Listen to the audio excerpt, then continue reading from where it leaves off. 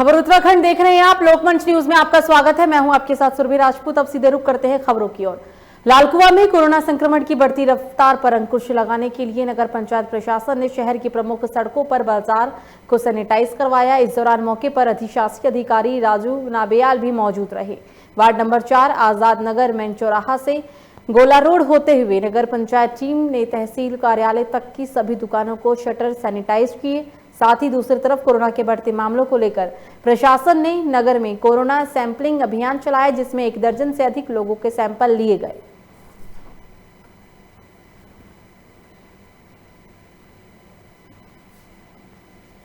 बढ़ते संक्रमण की रफ्तार को देखते हुए उत्तराखंड में सैनिटाइजेशन अभियान चलाया गया है। सभी दुकानों के शटर को सैनिटाइज किया गया ताकि संक्रमण की रफ्तार पर ब्रेक लगाया जा सके। अब उत्तराखंड में कोरोना कर्फ्यू कल से लागू किया गया है, जिसके तहत सभी दुकानें बंद हैं। सड़कें, राजमार्ग सूनी पड़ी हुई है। लोग बेवजह अगर निकलते हैं घर से तो उसके खिलाफ प्रशासन कार्रवाई करता हुआ भी अब उत्तराखंड में नजर आ रहा है।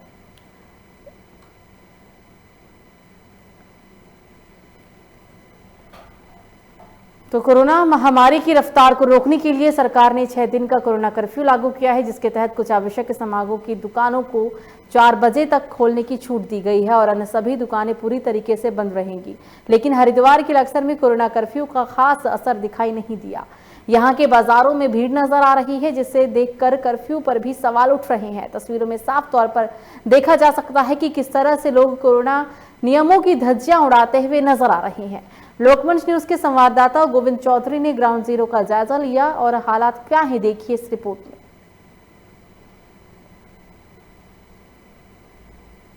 देश के अलग अलग राज्यों के साथ उत्तराखंड में भी कोरोना का कहर लगातार जारी है।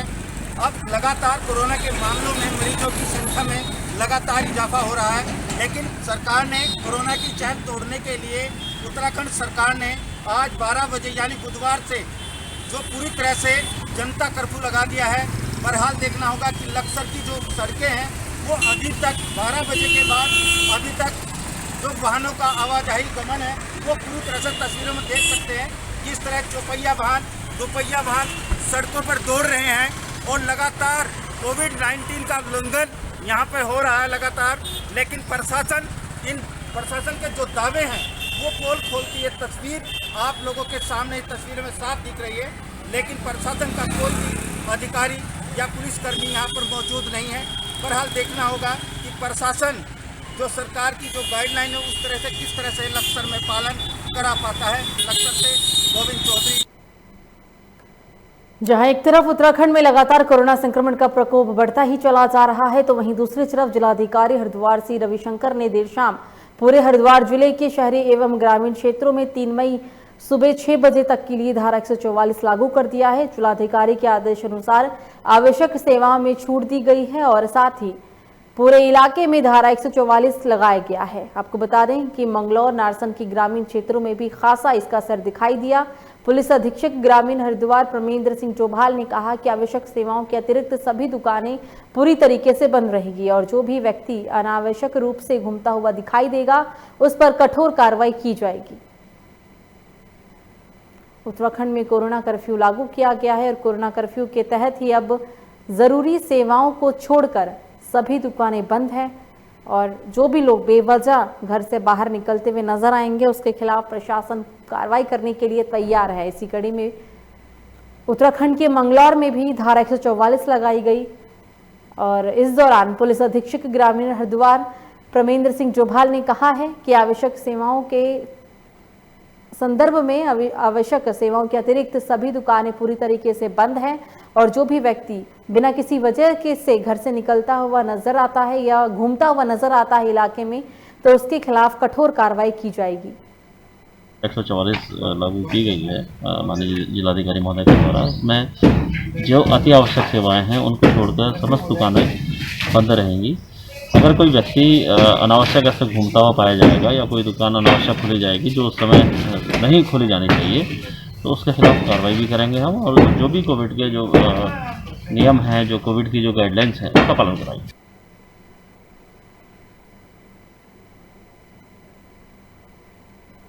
तो रामनगर में संपूर्ण लॉकडाउन लगने के बाद भी कोरोना मरीजों की संख्या लगातार बढ़ती जा रही है। रामनगर में हर रोज कोविड की 250 से 300 जांचें की जा रही है और हर रोज 50 से 60 लोगों की रिपोर्ट पॉजिटिव आ रही है। आपको बता दें कि रामनगर में कोरोना की तेज रफ्तार ने प्रशासन को भी अब चिंता में डाल दिया है। रामनगर के कोविड नोडल अधिकारी प्रशांत कौशिक ने कहा है कि लोगों घर पर ही रहें और मास्क का इस्तेमाल जरूर करें।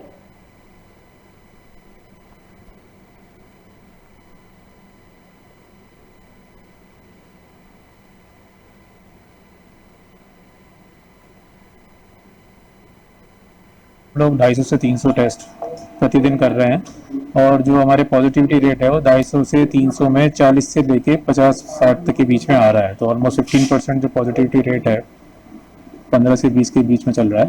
पूरा एहतियात बरतना है, जरूरी बहुत है तभी बाहर निकलें, नहीं तो अन्यथा घर में ही रहें। अभी जो 6 दिन का ये हमारे प्रशासन ने और राज्य सरकार ने एक curfew, Covid curfew self impose किया हुआ है, उसके हिसाब से आप उसको पूरा फॉलो कीजिए। थोड़ी बहुत चेन जरूर ब्रेक होगी और थोड़ा राहत जरूर मिलेगी। लोगों को समझना चाहिए, संयम रखें और जितना हो सके घर में रहें। खबर चमोली से है, जहां कर्णप्रयाग तहसील के भटनगर गांव के नजदीक स्थित रेलवे कंस्ट्रक्शन कंपनी जीबीएल के 40 कार्मिकों की कोरोना पॉजिटिव मिलने पर जिलाधिकारी का समेत एस भदौरिया ने जीबीएल कंपनी के परिसर को कंटेनमेंट जोन में तब्दील कर दिया और पूरे इलाके में लॉकडाउन लगा दिया गया। जिले में ये तीसरा ऐसा क्षेत्र है जहां पर एक साथ कोविड के अधिक मामले मिलने पर कंटेनमेंट जोन बनाया गया है। आपको बता दें कि जिले में अब तक 4,349 लोग कोरोना से संक्रमित हो चुके हैं। हालांकि इनमें से 3,626 लोग स्वस्थ होकर अपने घर भी लौटे हैं और 691 लोगों का अभी भी इलाज किया जा रहा है।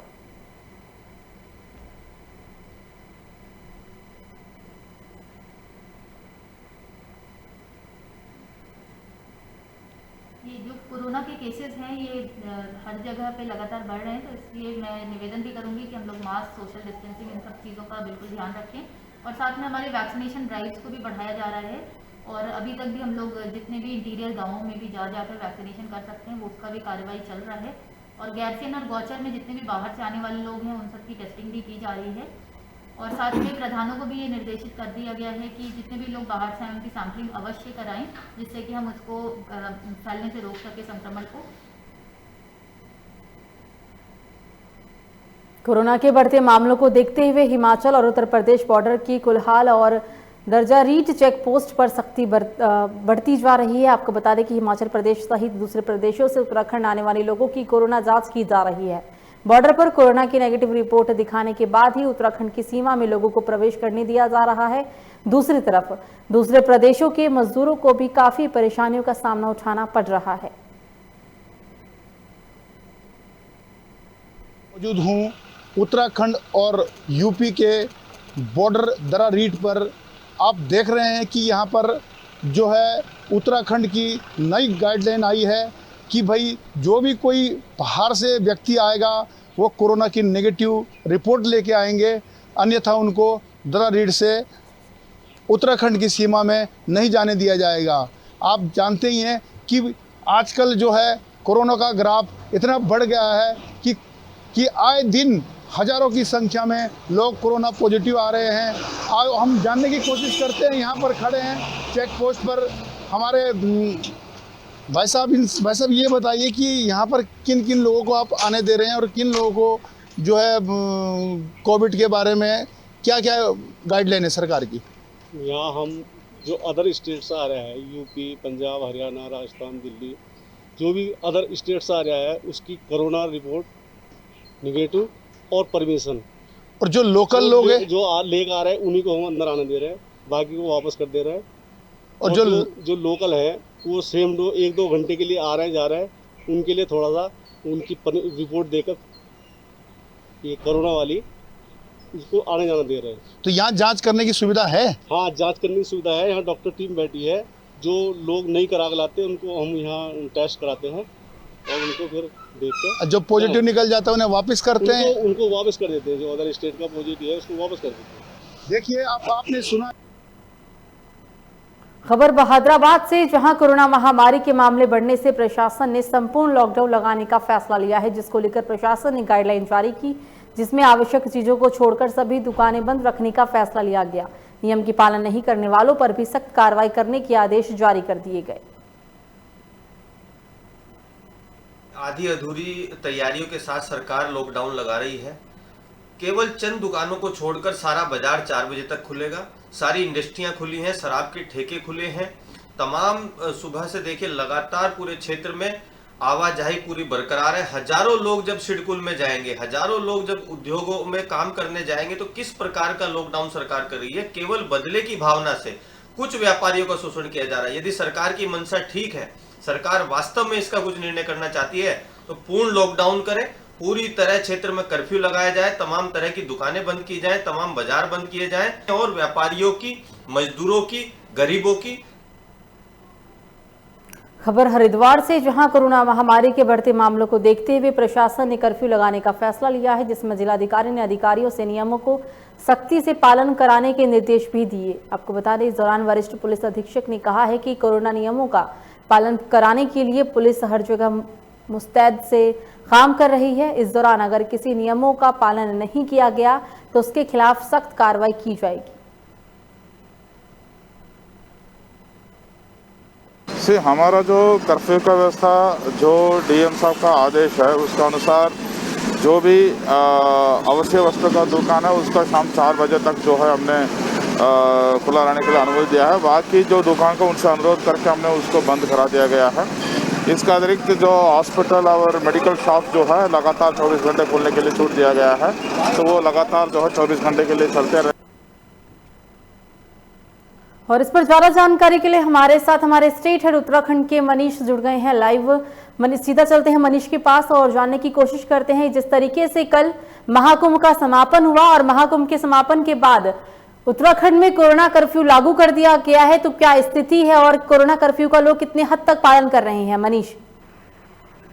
हाँ बिल्कुल सुरभि, जिस तरीके से हरिद्वार के अंदर महाकुंभ का आयोजन चल रहा था और 27 अप्रैल को जो आखिरी जो शाही स्नान था पूर्ण हो गया था, प्रशासन भी इस चीज का इंतजार कर रहा था कि किस तरीके से ये जो शाही स्नान खत्म हुए तो हरिद्वार के अंदर लॉकडाउन लगाया जाए। अब देखा, क्योंकि चिंता का विषय था सुरभि, क्योंकि उत्तराखंड के अंदर जिस तरीके से तेजी से जो कोरोना संक्रमित केस निकल करके आ रहे थे और धर्म नगरी में हरिद्वार में भी अगर देखा जाए तो करीबन इसकी संख्या 1000 से ऊपर पार हो गई थी। तो ये बहुत चिंता का विषय था।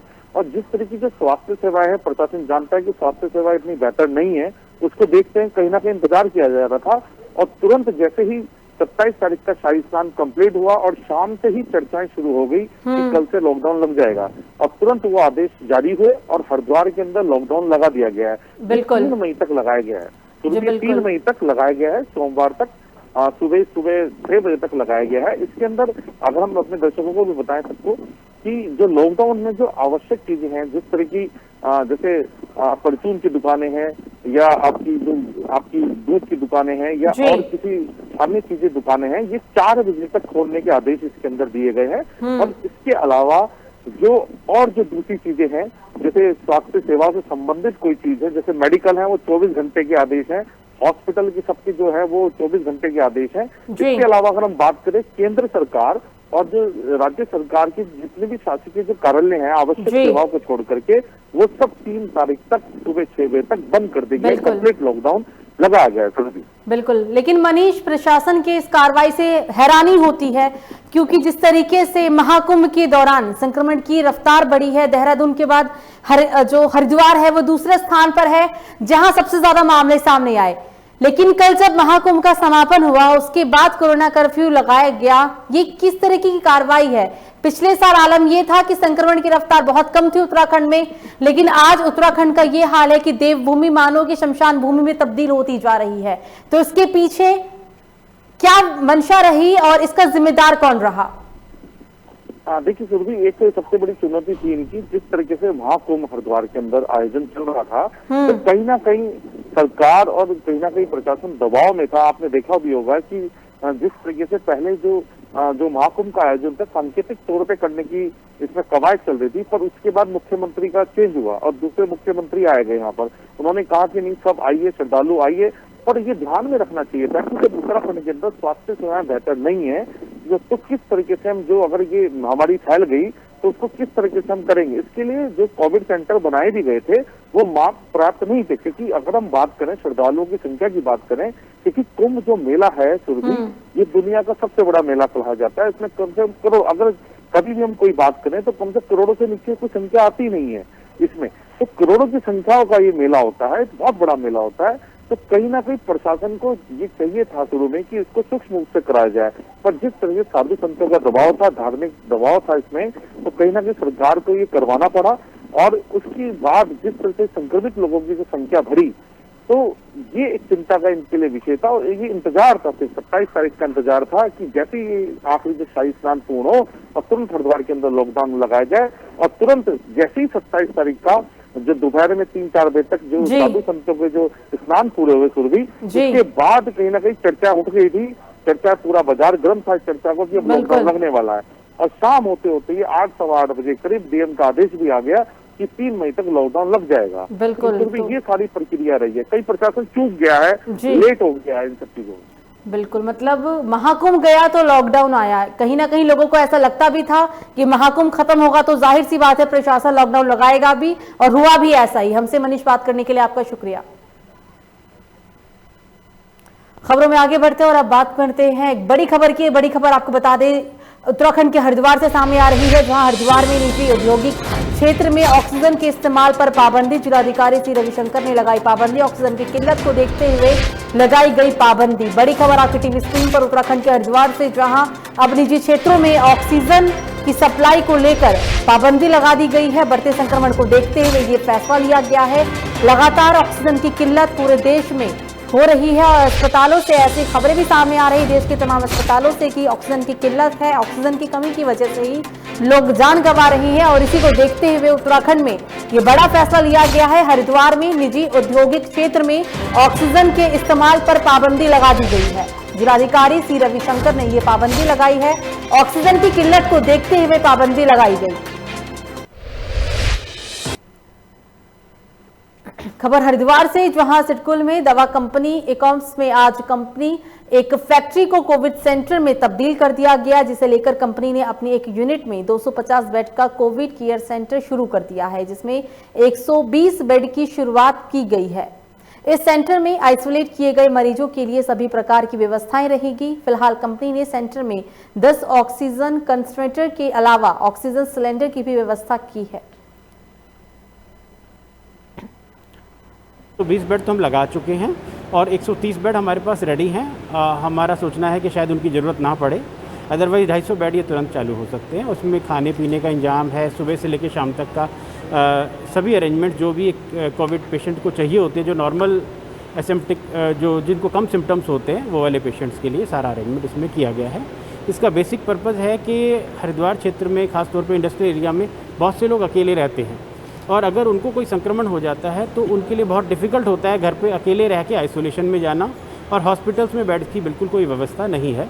तो उनको ध्यान में रखते हुए हमने ये सेंटर यहाँ पे चालू किया है।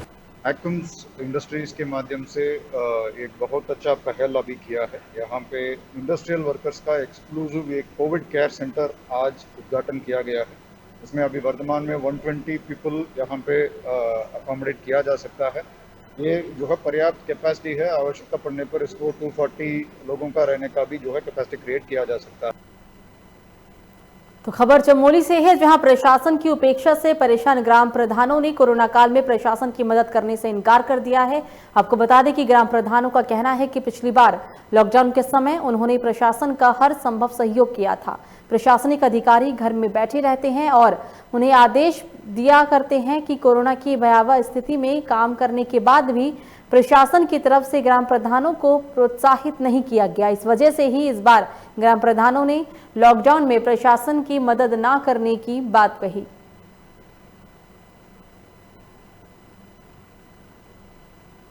कर्मचारी लोग हम प्रधानों को बोल रहे हैं कि आप जो भी प्रवासी आते हैं उनकी सूचना दें और अपने आप को तो वो अपने कक्ष में हैं या चाहे कहीं भी रहते हैं निवास स्थान में वहीं हैं, और हमें फ़ोन द्वारा कह रहे हैं कि आप हमें ये दो ये करो, लेकिन हम ये चाहते हैं कि इस बार अब हम सरकार का कोई सहयोग न करेंगे, क्योंकि जब तक सरकार हमारी मांगें पूरी नहीं करेंगे या हमारी तरफ कोई भी कार्रवाई कोई भी ध्यान ना दे तो हम भी सरकार का कोई सहयोग नहीं देंगे। आज हम लोगों ने प्रधान संगठन नारायणनगर ने माननीय खंड विकास अधिकारी के द्वारा उत्तराखंड शासन मुख्यमंत्री को लेटर प्रेषित किया है।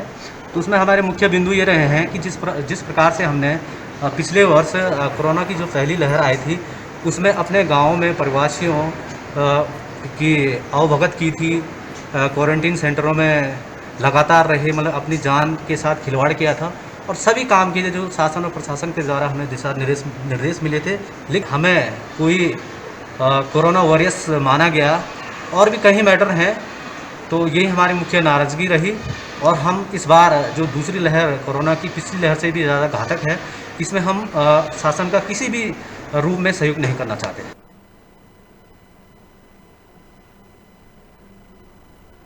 तो कोरोना का कहर चारों तरफ फैलता जा रहा है। हालात इतने खराब हो चुके हैं कि अंतिम संस्कार के लिए लकड़ियों की मात्रा भी कम पड़ने लगी है। लेकिन हैरानी तब होती है जब राजपुरा स्थित शमशान घाट में कोरोना से हुई मौत के शव का अंतिम संस्कार करने के बाद भी पीपीई किट, मास्क, ग्लव्स बाहर खुले में फेंक दिए जाते हैं। इतना ही नहीं, सामान्य डेड बॉडी को भी कोरोना पॉजिटिव शवों के साथ ही जलाया जा रहा है। इस बात को लेकर पार्षद सहित स्थानीय लोगों ने जमकर हंगामा काटा। इस दौरान लोगों की प्रशासन से काफी नोकझोंक भी हुई। लोगों का कहना है कि आसपास के इलाकों में कोरोना संक्रमण का खतरा लगातार फैलता जा रहा है। पार्षद का आरोप है कि कई बार प्रशासन से शिकायत करने के बाद भी कोई कार्रवाई नहीं की गई और इलाके को भी सैनिटाइज नहीं किया गया। जो कि विरोध पब्लिक ने करा है, पब्लिक ने कोई विरोध गलत नहीं करा, बिल्कुल सही विरोध करा है, क्योंकि यहाँ पे गेट के सामने बिल्कुल पीपी किट वगैरह, ग्लव्स वगैरह सब चीज़ें बाहर फेंक दे रहे और इसमें कोई प्रशासन कोई कार्रवाई करने को तैयार नहीं था। जो कि मेरी सुबह बात सिटी मजिस्ट्रेट साहब को मैंने फ़ोन करा, एसडीएम साहब को मैंने फ़ोन करा, उसके बावजूद तो कोई कार्रवाई नहीं हुई गई। लास्ट में पब्लिक आई जब तो तब प्रशासन की नींद जागी और तब यह प्रशासन पहुंचा। और उनका यहाँ के लोगों का कहना बिल्कुल सही है कि जो यहाँ बॉडी जल रही है, दो बॉडी जल रही है, एक तरफ कोरोना की बॉडी, एक तरफ जो घरेलू जिसकी मृत्यु होती है उसकी बॉडी, दोनों ही एक संग जल रही है। जब प्रशासन चाहता कि 2 गज दूर रहे और मास्क पहने और तमाम गाइडलाइंस के उपदेश देता है, वो उपदेश का पालन यहाँ कम से कम ये शमशान घाट के अंदर तो नहीं हो रहा है। रुड़की सिविल अस्पताल में ऑक्सीजन का एक सिलेंडर गायब होने से इलाके में हड़कंप मच गया। ऑक्सीजन सिलेंडर गायब होने पर अस्पताल प्रबंधन में अफरा तफरी का माहौल देखने को मिला। हालांकि कई घंटे अस्पताल में तलाशने के बाद आखिरकार ऑक्सीजन सिलेंडर मिलने के बाद अस्पताल प्रबंधन ने राहत की सांस ली। जानकारी के मुताबिक अस्पताल की स्टाफ नर्स ऑक्सीजन के सिलेंडर को दूसरी जगह रखकर भूल गई थी, जिसके बाद अस्पताल में अफरा तफरी का माहौल रहा। लेकिन कुछ दिन बाद सिलेंडर मिल गया।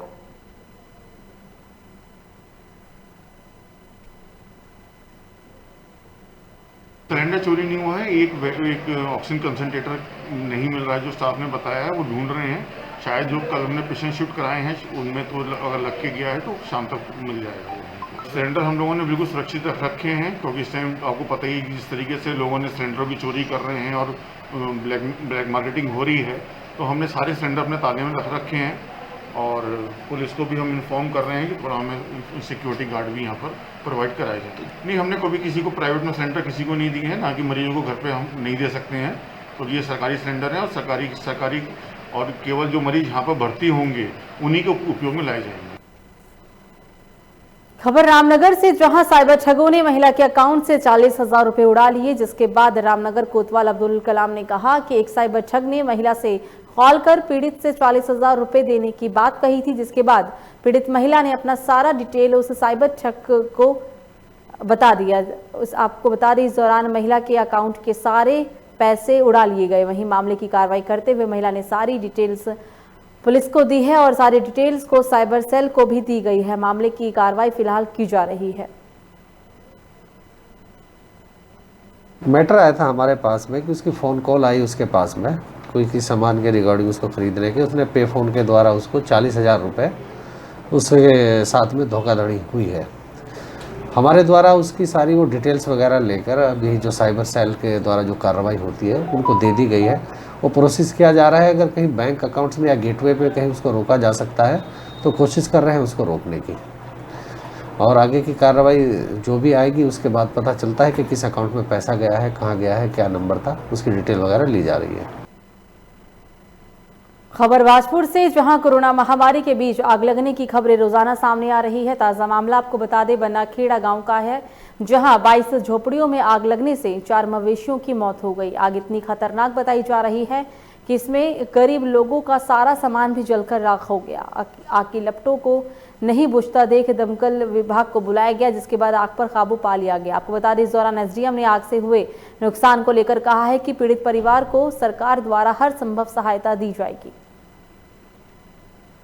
ये बनाखेड़ा के वन क्षेत्र में जो है कुछ झोपड़ियाँ थी, तो यहाँ जो है दिन में आग लगी है और करीब ये 9 फैमिली है, कई दर्जन से ज़्यादा झोपड़ियाँ हैं, 12 झोपड़ियाँ यहाँ पे हैं, जल गई हैं। और उसमें जो है यहाँ पर 2 पशु जो है जले हैं, एक कुत्ता भी जल गया है, 2 भैंस है, एक कुत्ता जल गया है, नुकसान हुआ है। बाकी जो है बुझाया जा रहा है। यहाँ पर इसमें गाड़ियाँ लगी हुई हैं, 2 गाड़ी 3 गाड़ी लगी हुई गाड़ी की बुझाया जा रहा है। तो फिलहाल बुलेटिन में मुझे दीजिए इजाजत। लोकमंच न्यूज पर खबरों का सिलसिला जारी रहेगा। नमस्कार।